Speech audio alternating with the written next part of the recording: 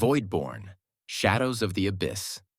Genre: dark sci-fi, cosmic horror, action, adventure. Tone: dark and intense, with moments of dry humor and camaraderie. Prologue: The Forgotten Prophecy. 1,000 years before the age of Voidborn, an ancient order of seers foresaw the coming of the abyss. They left behind cryptic warnings, inscribed upon celestial ruins scattered across the universe. But time eroded their legacy, and mortals grew arrogant in their ignorance. Until now. Chapter 1: A Warrior's Exile. The void stretched endlessly, a silent, merciless expanse. Among the drifting wreckage of forgotten wars, a lone figure moved with purpose. Voidborn, a warrior cursed with power he barely understood. His armor pulsed with dark energy, shifting as if alive. His crimson cape coiled around him like a spectral flame. The cosmic whispers in his mind never ceased, a constant reminder that he was more than mortal. He was a vessel for something far older. For years, Voidborn had avoided the affairs of the universe. His battles had been waged in solitude, against unseen enemies lurking in the fabric of space itself. But something had changed. A planet, unknown, uncharted, had appeared from the abyss, disrupting celestial pathways and summoning warlords, scholars, and cosmic entities alike. It pulsed with a hunger that defied natural law. And for reasons he could not explain, Voidborn was drawn to it. Chapter 2: The Invading Armada. The Celestial Dominion, an empire of holy crusaders, had already arrived. Their golden warships hung in orbit, engines glowing like dying stars. Grand Warlord Zareth, draped in ceremonial armor, studied the readings before him. A world untouched by known history, he mused. A planet born from the void itself. Beside him, Zira, his rebellious niece and one of the Dominion's finest pilots, clenched her fists.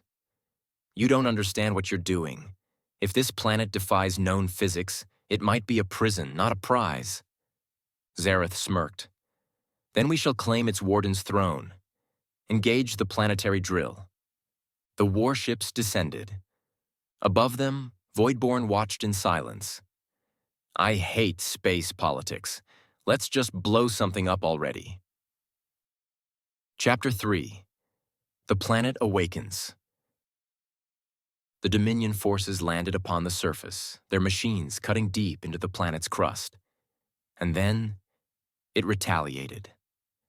Black tendrils burst forth from the ground, consuming soldiers, warping metal, and distorting reality. The planet was alive, and it did not welcome intruders. Voidborn touched down amidst the chaos, watching Dominion forces fall into abyssal pits. Maybe the planet doesn't need my help. A colossal golden mech activated, its celestial glyphs glowing as it targeted the tendrils. Zira, piloting the machine, spoke through comms.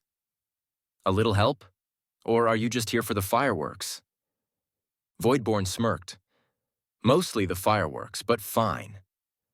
With a flick of his wrist, dark energy erupted from his armor, tearing through celestial constructs. Chapter 4: The Abyssal Legion Rises. Reality fractured. The sky above ripped open, revealing an ancient terror, Vaelthura, the devourer of stars. Its arrival heralded an abyssal invasion, monstrous horrors spilling into the battlefield. The seals weaken. The feast begins, the entity whispered, its voice burrowing into the minds of those who heard it. Zyra's mech staggered. Tell me that's a friend of yours. Voidborn shook his head. Do I look like I make good life choices? The celestial armies and the abyssal horrors clashed. Zareth, overconfident in his divinity, screamed as he was consumed by the abyss. From the shadows, a new figure emerged. Nyxara, the last seer of the abyss. Voidborn, you must not let them reach the core. Chapter 5. The Descent into Darkness. Beneath the planet's surface, ancient corridors stretched endlessly. Glyphs pulsed, revealing visions of a war that had never ended. Each step echoed with the whispers of fallen warriors. At the center of it all stood Karax, the biomechanical titan, guardian of the planet's core.